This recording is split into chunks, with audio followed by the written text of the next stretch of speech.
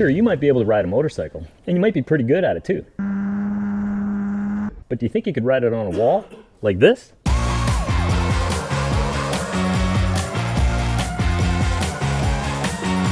No, I don't think so. Now, I had the opportunity to meet a couple of legends in the game who routinely do it and make it look easy. Okay, this is Cody, one of the nicest guys you're ever gonna meet, a real solid character. And this is his younger brother, Kyle, just super chill, another genuine guy. These two brothers have been professional modern-day daredevils for more than 20 years, and it was an absolute privilege to get a chance to talk to them and get a behind-the-scenes look at what it takes to ride the wall of death. How is that even possible? Now, the way I figure it, you need at least 4 things. You need a decently prepped bike, that's number 1. What's different about those bikes? I'm gonna ask the guys and see what they can tell me. These guys are bone stock. Wait, what? Bone stock? Oh yeah, we can ride it. That motorcycle came from a previous wall of death that we learned how to ride on. So that bike's been going in circles for 25 years, 30 years. So since you're pulling centrifugal force, the motors don't even, know that they're on their side. They're all the oil, fuel, everything liquid is still pulled to the bottom of the motor. Okay. So the bikes still function completely normal. So the bike has no real engine mods, it's just suspension. Nope. Some bikes we have some mods only just because of our personal preference of we just want to mess with things. The only thing my brother did to this one is so that he can trick ride, the throttle sticks a little bit. So he'll slowly, as he goes around, you can watch him move his thumbs and he'll adjust the throttle as it goes. And then just over the years of this thing only doing circles, this bike, it's got like a locked front end that's where the bearings are just worn into place. It has 3 different locking motions in random locations too. So, but his is still free play, it just has that one. And then this one over here is the same way, it's still free play. Mine's completely loose, so I can flop it back and forth. So the only real mods you're doing to these bikes is just the rear suspension as far as making them. Yeah, we'll stiffen them up so that you get no movement, because otherwise it just feels like you're running on a flat tire. And then that's good. What tire pressure are you using? Is that a big issue, or are you just running it low? Rock hard mostly, because you're pulling so many G-forces and the tires are going to be flat no matter what. Anywhere between 1 G just messing around on the tracks to maybe 3.5 Gs, between 27 miles an hour and 35 miles an hour. So speed was the number 2 factor I figured you'd need to get right to be able to ride the wall of death successfully. And we just heard Cody talk about numbers of between 27 and 35 miles an hour. So that must be the sweet spot. At those speeds, the centrifugal force, coupled with the right amount of friction, is enough to keep these guys stuck to the wall. The faster you go inside the wall, the greater the G-forces are going to be. But the real limiting factor is human physiology. At some point, the G-forces become too great and start draining blood out of your head. Start getting dizzy, vision starts to close in, you get tunnel vision, and eventually you're just going to pass out. Probably not a good thing when you're buzzing around a wall, 12 feet in the air, 35, 40 miles an hour. It's probably why they call it the wall of death.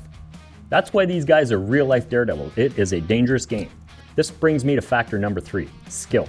Pure riding skill. These guys are talented. No 2 ways about it. I mean, seriously, look what these guys can do. This is real time. Cody is actually going that fast.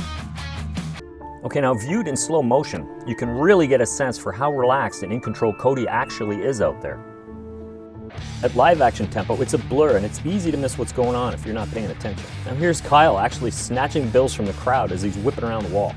Now think about this for a second. Here, I'll slow it down.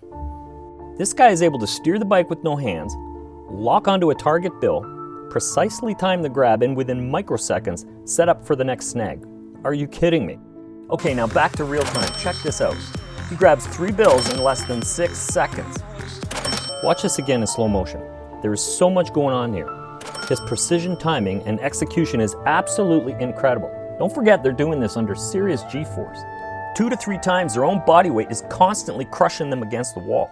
And yet these guys make it look easy, as only true professionals could. Now honestly, it's freaking amazing to see. Okay, now we're at point number 4 on what I thought it might take to be able to ride on the wall of death. Let's recap. At the beginning of the video, I said point number 1 was that you would need a properly prepared bike. Apparently that's not that big a deal. According to Cody, they can ride pretty much anything. But I mean, that's those guys. They probably could ride anything out there. The average guy, not likely. But it doesn't seem to be that big a deal. Point number 2 was the correct speed. I figured you'd need the right speed. Enough to stick you to the wall, but not so much that the G-forces are going to crush your brain and make you pass out on the wall. Point number 3 is you need some serious skill. No 2 ways about it. I mean, I've been riding all my life. And you're probably a very good rider too, but are you that good? I mean, these guys are up here. That level of skill they have, they are natural motorcycle guys. They've been doing it all their lives, and they are just, their skills levels are here, man, like way up here. But by far, the number one biggest thing you need to have to go on that wall of death, you need these. A massive set of balls. There is no way you're getting on that wall without a massive set of balls. Ain't happening. Don't even think you're gonna do it. It's freaking crazy.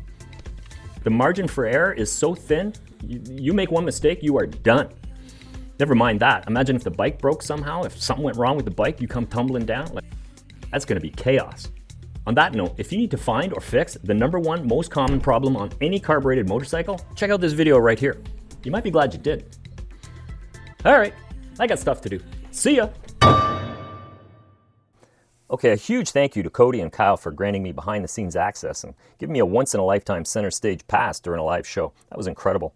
I truly appreciate their openness and generosity. These guys are legends. Also, a massive thank you to Rachel, who kind of set me up inside there and showed me how to shoot properly, give me the best angles and stuff. She was really instrumental in helping me capture some of the best shots in this video. Thanks very much, Rachel. You're a diamond. Appreciate it.